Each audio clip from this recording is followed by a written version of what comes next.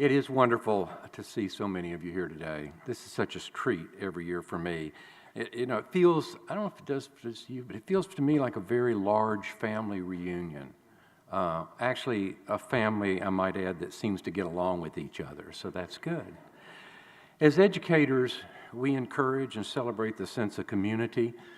We also know that in a community, everyone is important, and their efforts help to make the community stronger. SAIS 2 is dependent on so many individuals to provide the services that help our schools improve. So I'd like to begin to echo what some things have already been said, but I would like to say them by thanking a symbolic portion of those individuals. In many respects, we've already said this before, we would not be assembled here today enjoying these sessions, this fellowship, and a host of other services were it not for the organizational skills of our talented staff.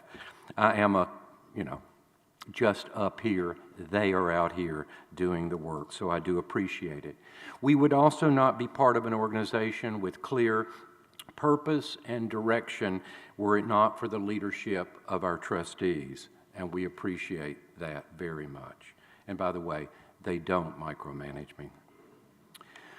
We would not be able to ensure that the team visits were focused and productive were it not for the preliminary efforts of our visiting team members. I was reviewing the data since 2002 and the number of people who have chaired visits and frankly the number of people who have chaired over 10 visits moving toward 20. If you have ever chaired a visit, please stand. Thank you so much. We appreciate you.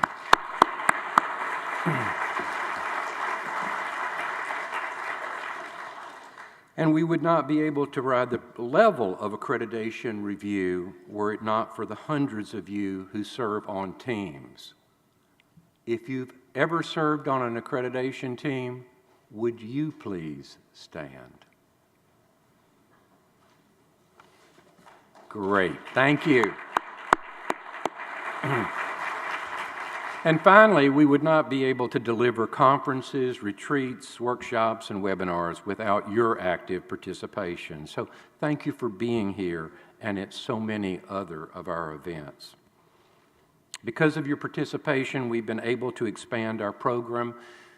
You heard much about this from Mark Reed, and as you know, in the past, we've been able to reorganize the office. That's given us the energy and opportunity and resources to do a lot of additional things. You've heard about our Dean of Students workshop, about our Financial Institute in Charlotte, about our Division Head Conference coming up, and we're also very excited to announce our Leadership Retreat in April in Louisville, which will feature the internationally recognized author and educator, Gran Lichman.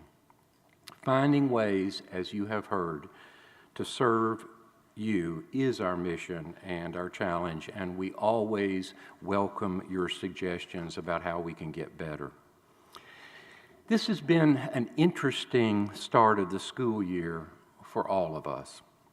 Over the past months, we have witnessed the best and the worst in human relationships, and we have felt the full force of nature. In the face of suffering, your schools have been called upon to explain to students what cannot easily be explained, and very often to deal with their grief and anxiety. But we have also been inspired by courage and determination and self-sacrifice. I will always remember how shortly after one of the hurricanes made landfall, I began to receive emails from schools all over the country. What can we do to help? What do they need? I also began to learn how several neighborhood schools in affected areas that had escaped significant damage organized relief teams for the schools that were less fortunate. And I will always remember the encouraging words from our fellow educator on St. Martin, which, as you know, the island was devastated. He said, "This year may be a disaster, but we will come back strong next year." The power of the wind and the rain was not equal to the power of our communities. It seems ironic to draw inspiration in the face of hardship, but the way that so many of you weather storms, both literal and figurative ones, teaches such powerful lessons about our responsibilities to each other. Daily, it seems to me that you seek to answer the question, who is my neighbor? As in the parable of the Good Samaritan, we learn that neighbors are willing to change their plans to help others, to cross social and cultural and religious boundaries, to embrace the value and dignity of life. All of us in independent schools live in neighborhoods that we had the freedom and the resources to choose.